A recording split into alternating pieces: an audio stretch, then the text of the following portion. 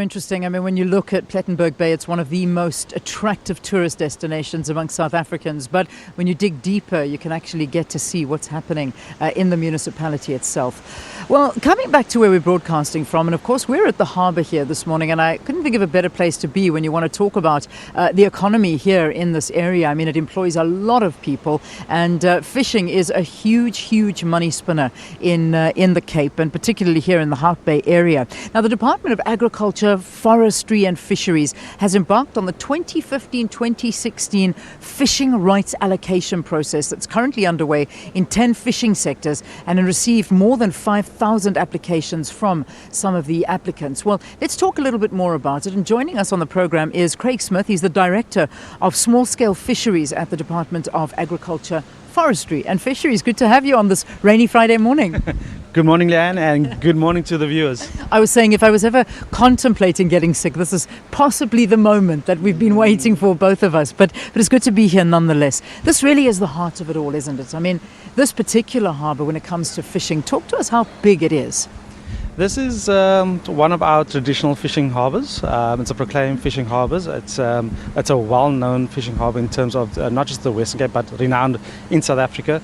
Many fishing operations, activities happen out of Hout Bay, including industrial activities as well as small-scale fishing activities. Yeah, I mean, it's been a long road for the fishermen and small-scale fishing communities. This new fishing rights allocation process, how is it going to help them?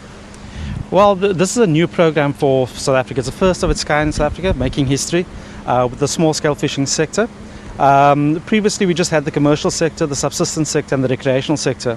The small-scale sector is earmarked for the communities, for the small-scale fishing communities, and the intention is to uplift the communities, both in terms of social aspects as well as economic aspects. Yeah, I mean, I can imagine it's quite a difficult balancing act to try and balance the sustainability of the marine resources while also giving or making sure that the small-scale fishing communities get their fair share. How do you do that?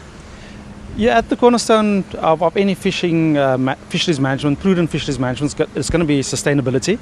And sustainability will be the cornerstone, whether it be we talk about commercial, recreational or small scale.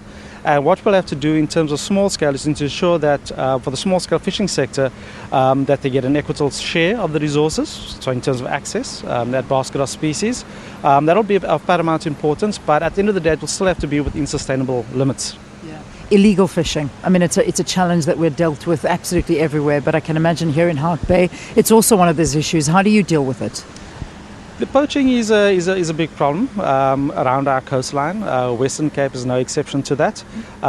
We are hoping that through small scale, with getting the communities on our side in terms of government to partner with us, to work with the communities, we will be able to instill good and sound responsible fishing practices, and also in terms of giving them proper ownership of the resources, which will instill hopefully a desire to protect the resource and to conserve the resource, because they would be the direct beneficiaries of utilising that particular resource. Some of the small fishermen say that their only way to put food on the table and actually make some money is embark in illegal fishing, because the regulations against them are so tough and it's very, very difficult to get around them. How do you work together with the smaller fishermen community? Yeah, I think from a historic perspective, I think they are quite right. They have been marginalised unintentionally. They were not able to make applications in terms of commercial rights allocation process, so they never really acquired legal rights of access. We're changing the game completely with regards to small-scale fishing.